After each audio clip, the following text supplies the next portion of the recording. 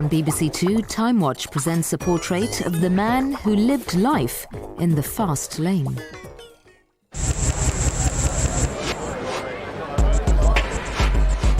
Ferrari. The name evokes a heady mix of speed, danger, and glamour. One man left a legacy of the greatest racing cars and the greatest drivers in the history of motorsport. It is a line that stretches down to current world champion Michael Schumacher. A whole country, like here in Italy, is behind Ferrari. It's not like a soccer club where you have part of the country behind. Here, whole country is behind. If you go around the world, everywhere, I mean, Ferrari is in the heart of the people. Today, Team Ferrari rule the world. It's the ultimate tribute to its founder, Enzo Ferrari.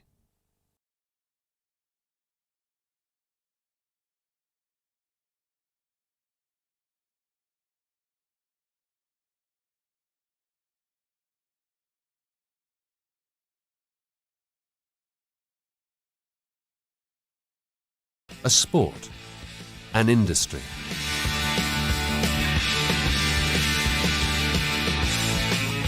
He belongs to a time when motor racing was the most glamorous sport on earth. There's no doubt that if you're a racing driver, you can pull in the crumpet, and that's one of the attractions, I reckon, really. It was also the most dangerous sport. The attitude we had was probably similar to fighter pilots during the Second World War, and they knew that any one day could be their last. Enzo Ferrari had a dream. To achieve it, he would shape, he would test, he would manipulate everyone around him. Ferrari's famously secretive life is a story of fast cars, of danger, and above all, of death. Tonight, Time Watch lifts the veil on the secrets of Enzo Ferrari.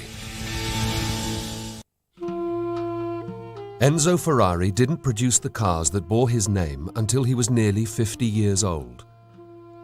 But the seeds of the Ferrari story lay in the first half of his life. One driver and one extraordinary pre-war race were to shape Ferrari's destiny. Little in his childhood suggested a man whose name would become so associated with excitement and glamour. He was born in 1898 and spent his early years here in the city of Modena. It was a city he never left. In the rigid society of 19th century Italy, his was a family from the wrong side of the tracks. He never hid the fact he grew up as a kid from the streets, from the outskirts of Modena. I think Ferrari was completely formed by the environment in which he grew. I don't think there was ever in his mind any desire to break away from the values, from the traditions in which he grew up. His father had a small engineering workshop, providing metalwork for the railways. Enzo, his parents, and his elder brother Dino grew up above it.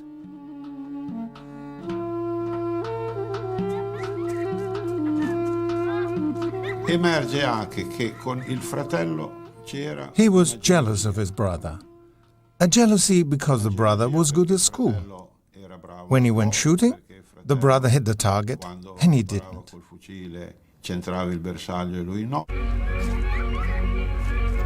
Enzo's was a traditional and, by all accounts, unremarkable youth. It might well have stayed that way if it were not for the cataclysm of the First World War. Both Ferrari brothers joined up for combat. Enzo was sent to serve with an artillery unit. In 1916, both his father and brother died. Enzo too contracted a near-fatal illness on the front line. He was sent to a hospital for the incurably sick. He was ill and he heard the hammering. Boom, boom, boom, the nails in the coffins of those who were dying in the hospital. Death had entered the Ferrari story, and it was never to leave. Only his mother was still living.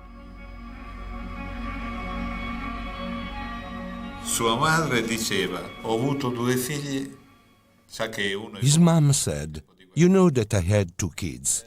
One died in the war. And of my two kids, the best one, the sharpest one, died." Non so come facesse a giudicare questo. He had a very ambitious mother. I think, his mother pushed him to do something. I'm sure that's a significant factor in his life. Essentially, he had to manufacture his own destiny. Age 20, the end of the war found Ferrari demobbed with no job. But the loss of his father and older brother freed him to pursue his childhood ambition. As a youth, he was smitten with motor racing. I asked myself, why can't I myself become a great racing driver one day? And all my acts after that were merely the consequence of an adolescent dream.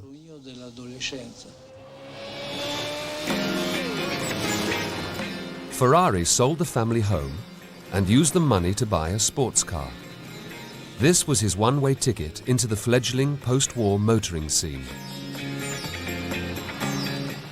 Tutto sacrificando per avere una macchina da corsa. He sacrificed everything to have a sports car, which earned him in his hometown the nickname of Madman. La qualifica di Matt. And for many years he was called the Nutter Ferrari. Chiamavano il matto Ferrari. Motoring in those days was a new activity. People were very, very keen on it, and it was a bit like aviation. It was a sort of a secret society that you could join if you hung around enough. And he spent a lot of time in bars, I think, where pioneer automobilists gathered and became known. Enzo Ferrari quickly fulfilled his childhood dream and became a racing driver, in a sport that immediately caught the public imagination. These drivers were the chariot racers of their day. What we have here is a typical pre-First World War I, just post-First World War I, thoroughbred racing car. What's really amazing is that before World War I, motor racing had become so popular that tens of thousands of people would turn out for those unbelievable road races on public roads. And this is typical of the type of car that Enzo Ferrari would have got his hands on. I mean, it's got a really big engine under here pumping out horsepower. This car can do 120 miles an hour and regularly do 70, 80 miles an hour on those roads. And look what you've got here. Next to nothing, just a skinny little aluminium body, a fuel tank full of high-octane petrol, which of course was like a bomb if anything ever went wrong.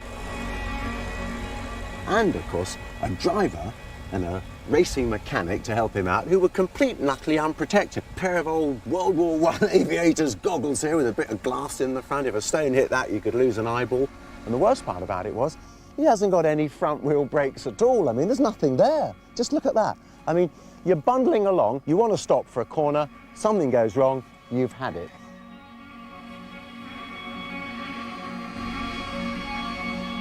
One figure stood out in the 1920s racing scene: Tazio Nuvolari. He was a man who had come to change Ferrari's life. There's a strong case for saying that Nuvolari was the best driver who ever lived. Italians turned out in their thousands to watch him race.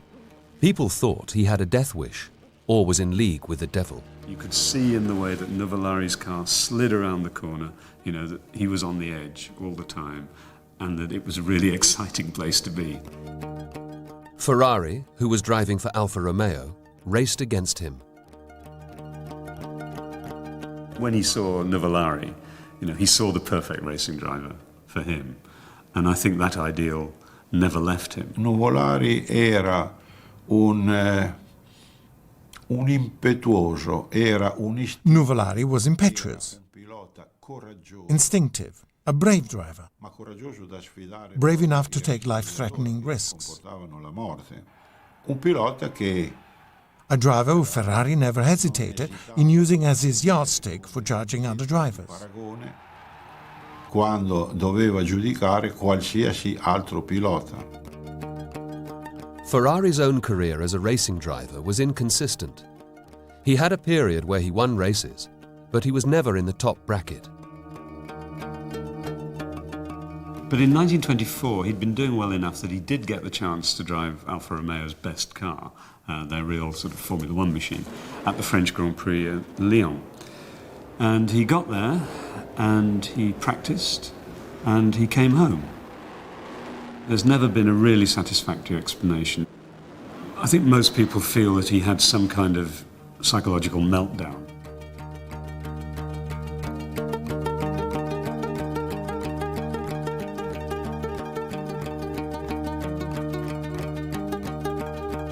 And that marked the end of his own career as a racing driver. Yet, this man who actually didn't, in fact, have the bottle to do it himself, he made himself absolutely remorseless in his attitude to his own drivers. He expected the maximum from them, and often the maximum wasn't in itself enough. Ferrari's failure as a racing driver was to prove the start of an extraordinary success story. He was already managing Alfa Romeo's racing team. He soon persuaded them to race their cars under his name. The Scuderia, or Team Ferrari, was born. The prancing horse insignia of his dead brother's wartime unit became the logo of this remarkable team leader. Enzo Ferrari was cunning, manipulative, ruthless, literally driven. He was that sort of psychological type. He'd come from a background in a very feudal type Italy. A few years previously, they'd probably put an army together and used swords and scabbards and everything else. But Ferrari, in turn, wanted to make, obviously, was, to him, a major factor was stamping the name Ferrari on Italian society. I think Ferrari was very, very gifted as an organizer and an operator. I think he was really good at pulling people together, making them work together, encouraging them. He said that he was an agitator of men and ideas. He was very good at human relationships. He's got a reputation of being a difficult, cantankerous, argumentative, cruel, cynical, Machiavellian man, but he must have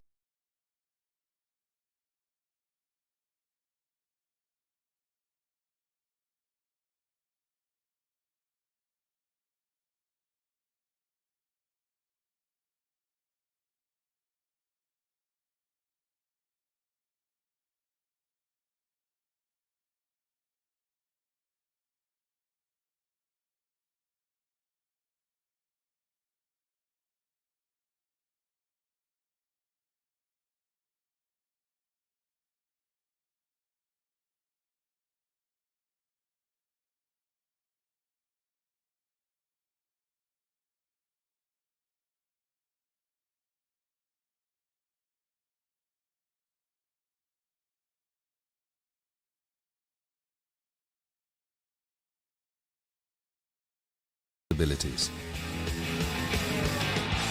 By the mid-1930s, probably in an effort to underline German racial superiority, the Nazi government were pumping thousands of marks into the motor racing scene. Basically, they were determined to produce a German car that won all the Grand Prix. They wanted to show that German technology was superior to the rest of the world, and they were prepared to effectively subsidize the German Grand Prix teams. Two teams rose to the top of the heap, Mercedes-Benz and Auto Union, which had cars designed by Dr. Ferdinand Porsche. The Germans developed a Grand Prix supercar, the Auto Union. For the first time, they put the engine behind the driver. And there were other new elements of design: revolutionary braking and suspension, which meant the cars handled much better. Ferrari and Nuvolari, racing the Alfa P3, were completely outclassed. The Germans were winning everything.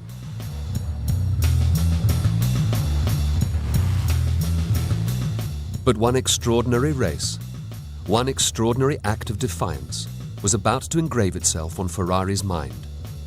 The showdown of the 1935 season was the German Grand Prix here at the purpose-built Nürburgring. Well, the Nürburgring is generally described as one of the most demanding circuits in the world. It's 14.2 miles long, 174 corners apparently. It's an extraordinarily snaking, difficult course. And one, I suppose, that in the end allows the top driver the biggest chance to win the race, even if he's got inferior equipment, is very much a driver's circuit.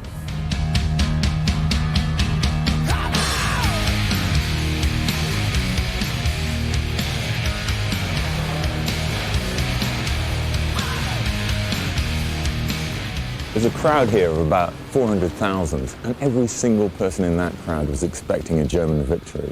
Nuvolari starts out like a man possessed. He's throwing himself into the corners. He is absolutely determined to win this race, and incredibly, despite the technical inferiority of his car, he's actually in the lead by the 10th lap. And that's when the drama starts, because at the end of the following lap, he comes into the pits for a routine stop to change his tyres and for fuel. Unfortunately, the fuel pump breaks, and they actually have to finish filling up his car with jerry cans and literally siphoning it into his car. He loses almost 2 minutes. Nuvolari comes out after this disastrous pit stop in 6th place, and no one in this huge crowd think he's got any chance of winning this race. And so begins what many believe is the finest drive ever in the history of Grand Prix racing.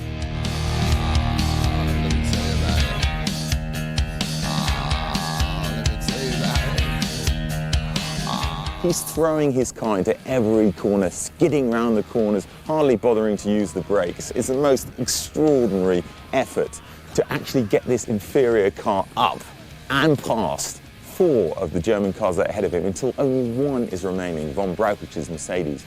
And with 3 laps to go, Von Brauchich has a lead of 65 seconds, and that most people consider is probably still enough. Von Brauchich can see as he gets onto the last lap that Nuvolari is actually in sight now, this tiny red speck in his wing mirror, and it's probably that forces him to push just a little bit too hard, and his tyre bursts. The crowd here don't know it, but when they see the Nuvolari's car, this red speck tearing up the finishing straight, they're horrified. The checkered flag comes out, he's won the most extraordinary victory, and there's stunned silence. They can't believe it.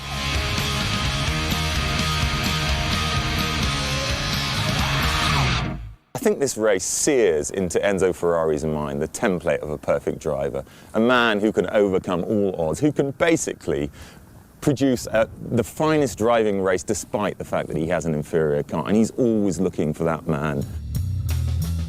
But shortly after his hour of triumph, Nuvolari quit Ferrari and joined the technically superior Germans. Ferrari not only lost his perfect driver, he also lost his job. Alfa Romeo sacked him. With the onset of the Second World War, Ferrari began running a small munitions factory making parts for aero engines and machine guns. The war was to prove a business opportunity. As American bombs were falling on Ferrari's workshops, he was already planning ahead to a peacetime future, racing his own cars. He bought land while it was cheap near Modena as a site for his factory. And Ferrari cultivated everyone, fascists, partisans, communists. Nothing would stand in the way of his post-war ambitions. If Ferrari had been in politics, Machiavelli would have been his servant. Really. By 1947, Ferrari had made his first racing cars. By the early 50s, they were sweeping all before him on the racetrack. His hardened professional drivers won him 3 world championships. But as Ferrari was riding high, tragedy was about to strike. In the 20s, he had married a spirited local girl named Laura Garello. And Laura was a very, very big part of Ferrari's success. Her drive, her ambition, her desire for her husband to be a success, and his willingness to be a partner with her in a sense that might have been quite unusual in Italy in those days. Together, they had a son called Dino, who was born in 1932. He was very attached. Very. He once said that the only true love is that between a father and his son. an extraordinary thing to say. Ferrari's heir was the successor to all his ambitions. But by the 50s, when Dino was in his late teens, it was clear he was suffering from an incurable and progressive form of muscular dystrophy. Ferrari tried to involve his increasingly immobile son in the life of the factory. When he came to the office, when Dino was still there, when he was near to him, he held him because he knew he could fall over.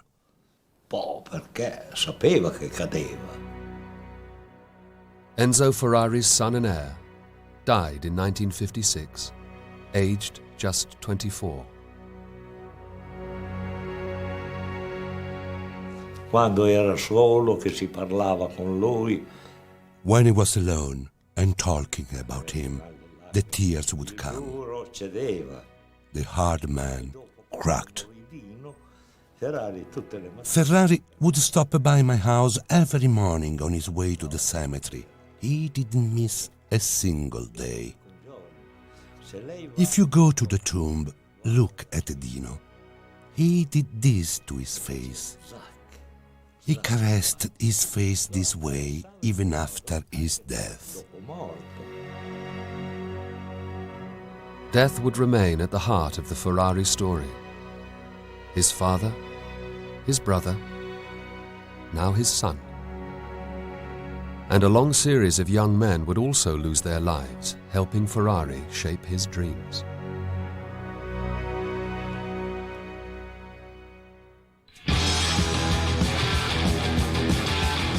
Grand Prix was about to enter what many still see as its golden age of glamour and excitement.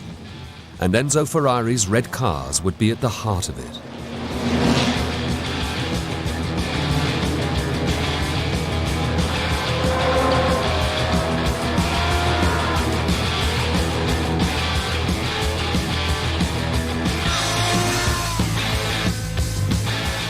Being a driver in the 50s was a dangerous business. Every year, out of a field of 20 or so top drivers, 3 or 4 would be killed.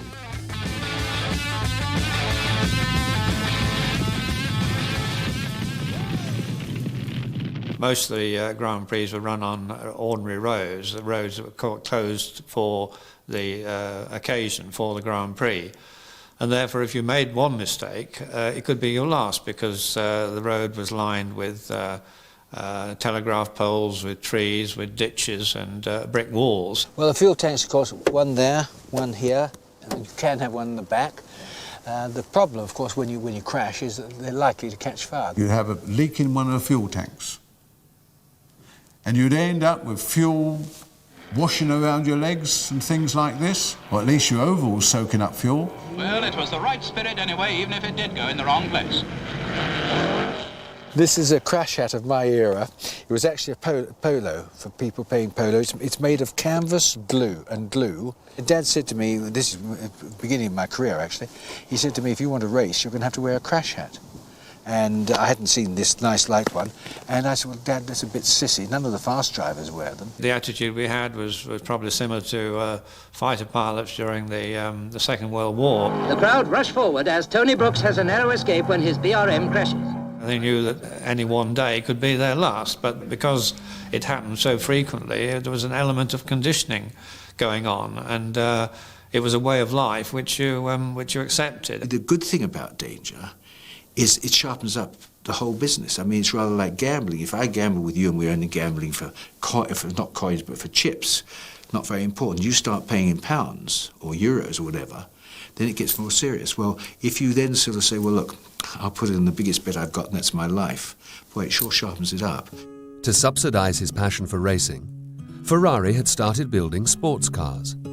These road versions of his high-performance racing cars sold to the post-war rich and famous. And it was from the ranks of his young playboy customers that Ferrari started drawing his drivers. Ever canny, he saw a saving to be made in amateurs' wage rates. For 42 years and 3 months, I worked for Ferrari, and I never saw him cry once, apart from one day at the tax office. Ma del resto mai. For Ferrari's young playboy drivers, there were strong incentives to get into racing, aside from financial reward. One of the great attractions of Formula One then, and not only Formula One, but motor racing per se, was there were a lot of pretty girls.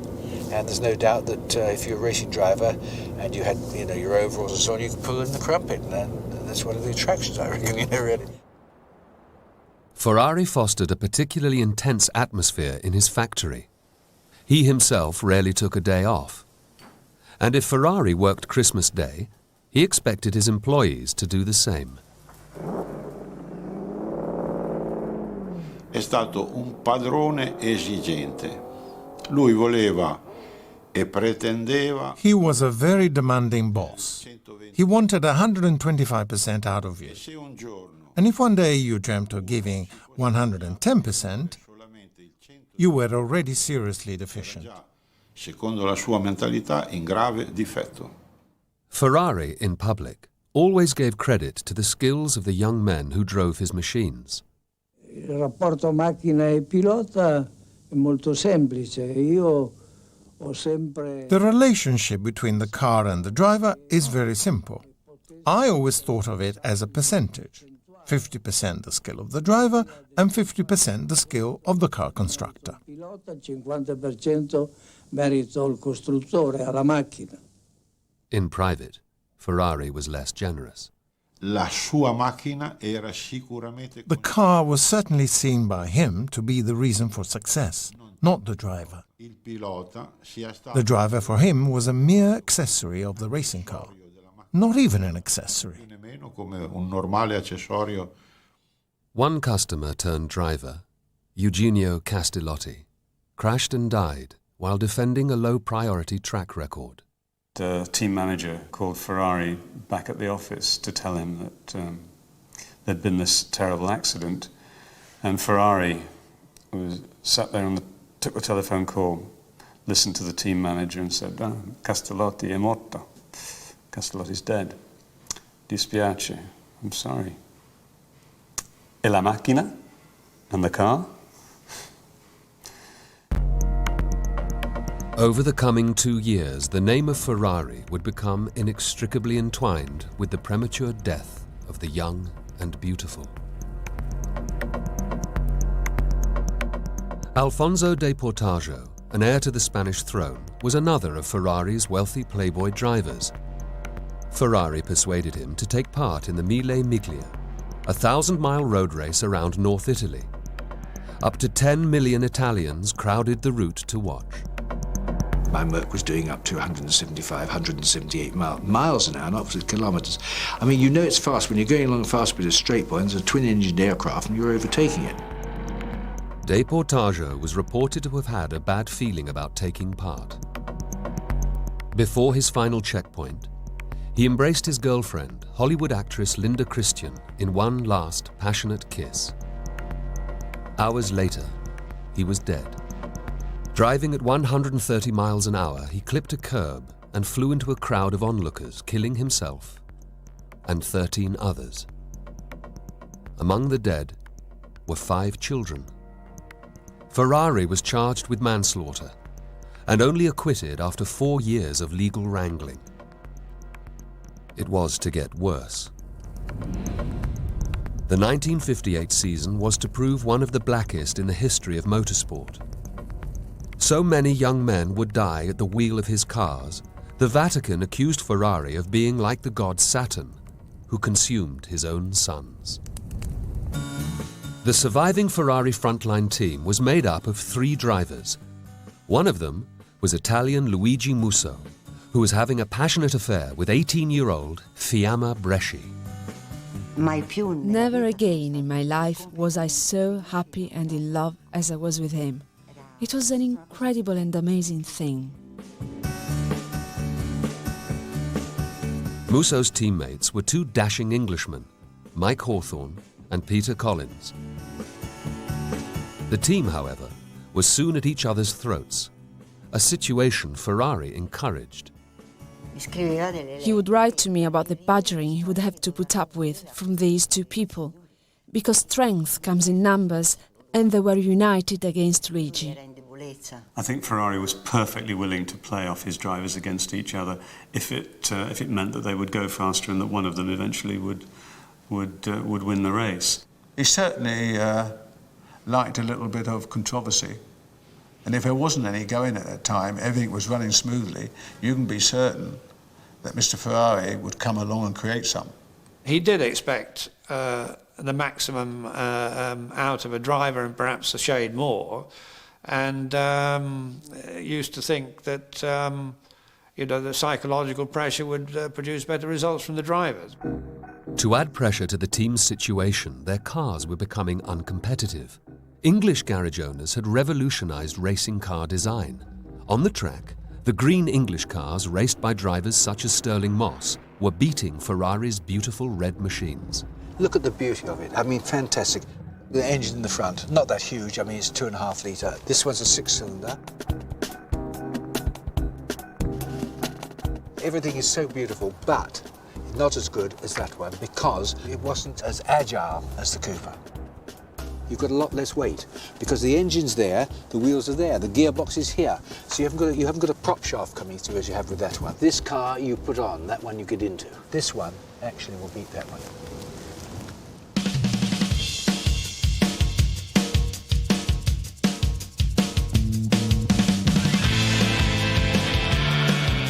Ferrari had a set view as to what a racing car should be. Raw horsepower was everything. He resisted change.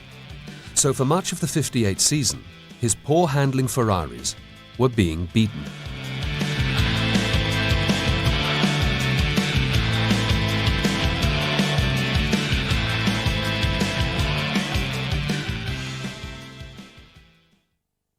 By the time the Ferrari team got to the French Grand Prix, Luigi Musso in particular was feeling the pressure.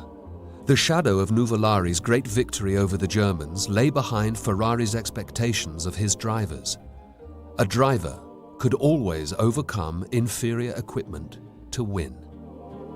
He would expect a driver to go beyond what I would consider to be reasonable limits. I think, you can drive to the maximum of your ability and, once you start psyching yourself up and do things which you don't feel are perhaps going to be within your capability, I mean, that is stupid. And, it was dangerous enough in those times without driving deliberately over the limit. Musso's girlfriend, Fiamma Bresci, would go to most of the Grand Prix and was watching the race from the pits. On the 7th lap, Luigi didn't come round. I thought his car might have broken down or he might have stopped. Nobody made a signal. And when there is no signal, it's bad. Musso had come off the circuit at 150 miles an hour and later died. Everything is finished. Everything ruined. Everything denied and shattered. I was young and my entire world collapsed, and I couldn't see a way out. I ran for the window, which is open, of course, because it was July. It was hot. I ran for the window to throw myself out. Within 6 months, Musso's 2 teammates were also dead. Peter Collins died racing at the Nürburgring, Mike Hawthorne in a car crash in England. The entire Ferrari frontline team of '58 were wiped out. The Ferrari name and its associations with those guys, who existed in a different world, is very important to Formula One now because it's a symbol of all that. It's a symbol of the history of a sport that once was the most dangerous sport on earth and still trades on those associations. Fiamma Bresci had lost her boyfriend. She now found herself the object of Ferrari's attentions. E lui ha sempre manifestato per scritto questa cosa che ormai l'aveva preso. He kept writing to me about his passion for me, which was literally consuming him. He was going insane. Then he moved from burning love to hate. He wrote that he couldn't conceive of his life without my love.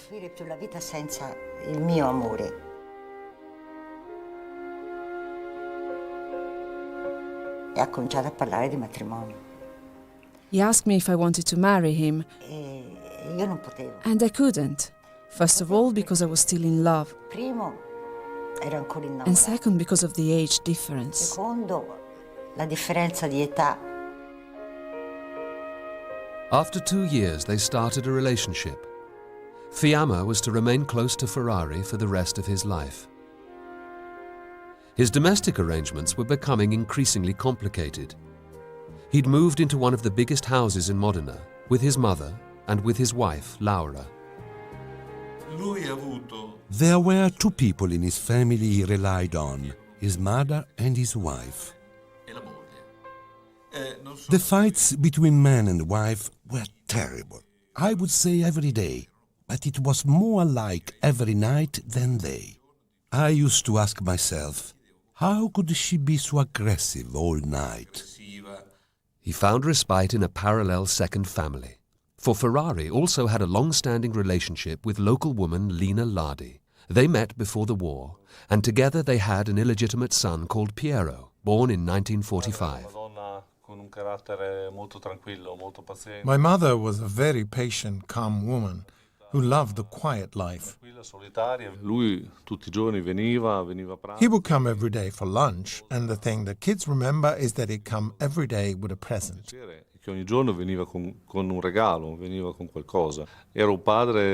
It wasn't a normal family, I know, but that was the only family I knew.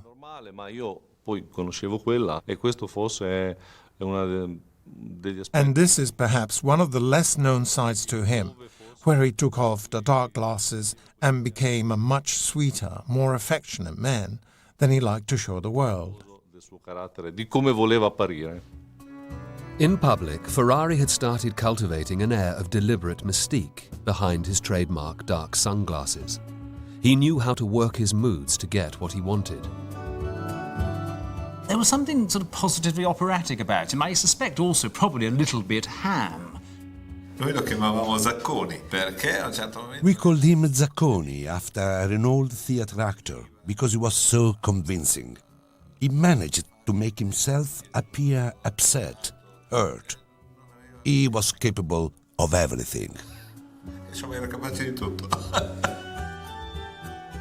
By the early 1960s, he had built his business into the biggest name in motor racing.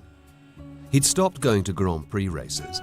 He would sit alone and watch them on TV in his office, receiving intelligence and issuing orders by phone. The thing about Ferrari, he was the spider at the centre of the web, you know, that's what he made himself. You know, everybody had to come to him, and usually they got eaten before they could escape. But beneath the tough exterior, there were other reasons why he chose to hide behind his dark glasses. Lui soffriva di timidezza. He was painfully shy. He was fundamentally a shy man. Not many people noticed it, but I knew he was shy. Perhaps this accounts for the fact Ferrari famously never travelled anywhere. In the last 30 years of his life, he didn't spend a single night away from Modena. In the meantime, the world was coming to him. His cars were accruing iconic status. Well, here's a Ferrari 250 GTO, very possibly the greatest car ever made. And only 39 of them were made in 2 years after 1962. It's the last Ferrari which could plausibly be used on the road and to race with. And that gives it its special sort of almost, elegiac force. It's one of the things which made it worth £8 million. I think part of the reason these cars exercise such visceral appeal over us is that they're very, very beautiful, but they're also a little bit menacing and a little bit threatening. Now, the public recognise that. They realise that Ferrari had astonishing mystique, because the greatest drivers were always drawn to them. But also, some of the greatest celebrities were too. Movie stars, hustlers, playboys, millionaires, operators, gangsters, spivs, all the riffraff and flotsam you find in the Riviera. They were attracted to Ferrari. And what did Enzo Ferrari think of all this? Frankly, not very much. I think one suspects that really he held the people who sought mere glamour in his cars, he held them in a sort of contempt. They were a necessary evil. For him, the passion was always racing. And yet, where it mattered on the track, from 1964 to 1975, Ferrari won nothing. Despite being in his 8th decade, Enzo Ferrari still hadn't given up his lifelong search for the perfect driver. Salvation seemed to arrive with a steely young Austrian, Niki Lauda, who won him a world championship in 1975. But the relationship was soon under pressure. Però quando succedeva che questi piloti diventavano troppo bravi, ad esempio, when drivers started becoming too good, at some point, for instance, Lauda started taking all the credit and people started saying that Ferrari was winning because of him, this is something he didn't like very much. Questo non era più una cosa che piaceva molto a Enzo Ferrari. In 1976, once again, a Ferrari driver would lay his life on the line. In the championship, Lauda was well ahead of his nearest rival, Englishman James Hunt. But it all went horribly wrong at the Nürburgring.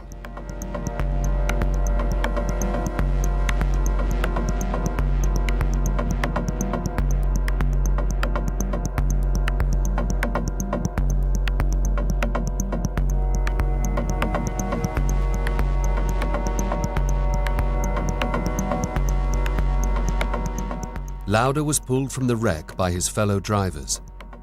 He had inhaled lungfuls of toxic smoke. He was in intensive care for 4 days and was read the last rites. Just 5 weeks after his crash, he was behind the wheel of a Ferrari. First day I went out of the pits, I couldn't change into second gear because I was so frightened that I couldn't drive. So the fear just hit me and I couldn't drive. But amazingly, Lauda persisted. A week later, he was on the starting grid of the Italian Grand Prix at Monza to defend the championship lead for Enzo Ferrari.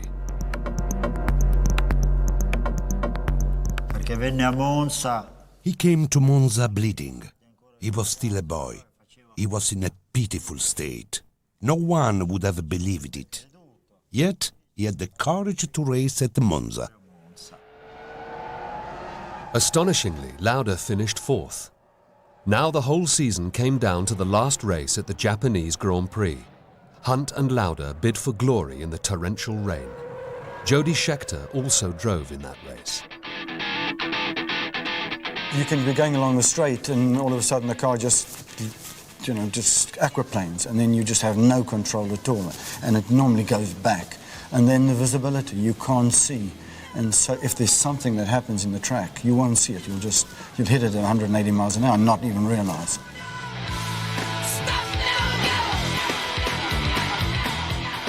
After 1 lap, it proved too much for Niki Lauda. And Niki Lauda has pulled into the pits in front of us. Niki Lauda, the world champion, has pulled into the pits. E io devo dire che Lauda sempre interpretare. When he came back into the pits after 1 lap and told me, Mauro, I don't feel I can continue, and I asked him, do you want me to find a technical excuse? Shall we say that it was an electrical problem caused by the humidity?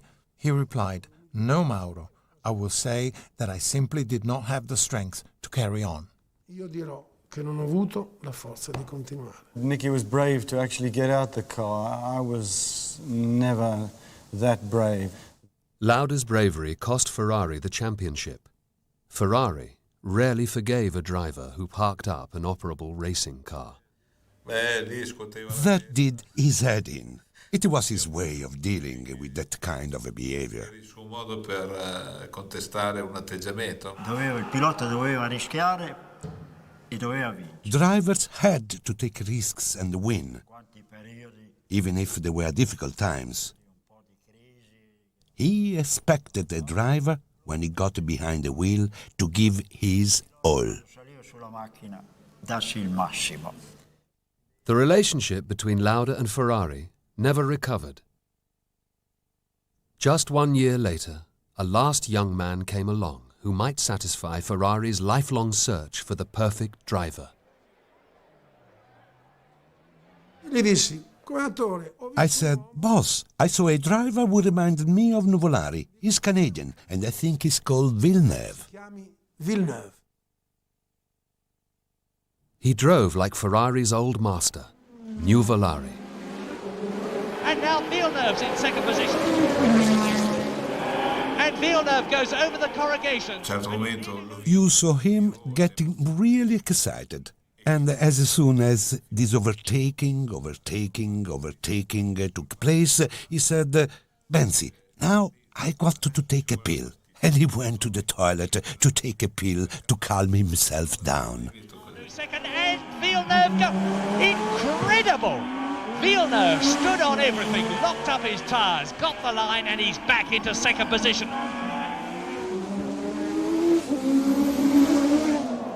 But Villeneuve too fell victim to the intense atmosphere Ferrari fostered within his team.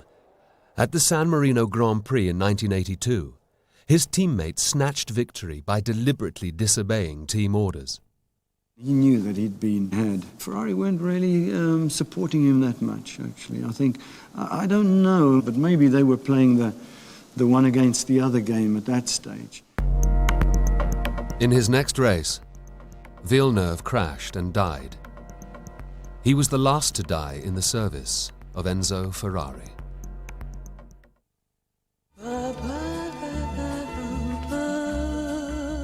In his twilight years, Ferrari was a huge international figure.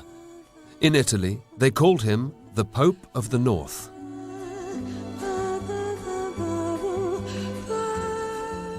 Once condemned by the Vatican, the real Pope now had to come to Ferrari's factory to pay homage to him. In his final decade, he focused on who would inherit his legacy. His wife Laura died in 1978. The path was clear to legitimize Ferrari's surviving son. Piero became his official son and heir.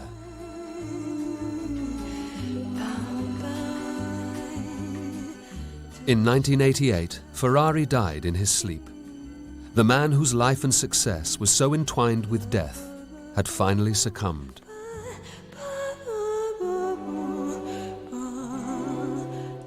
Ferrari overshadows motor racing, and how it's achieved that extraordinary degree of support is really through the memory of one man's charisma, Enzo Ferrari, and what he instilled in that team.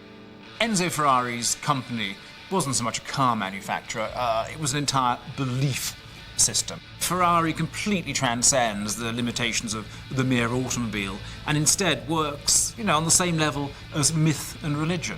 It's something you believe in, it's something which moves people.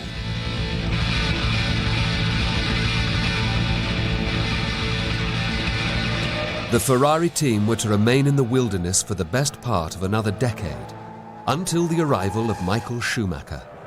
He has won them 6 world championships. He is the most successful Grand Prix driver ever. Ironically, Enzo Ferrari never met his team's perfect driver.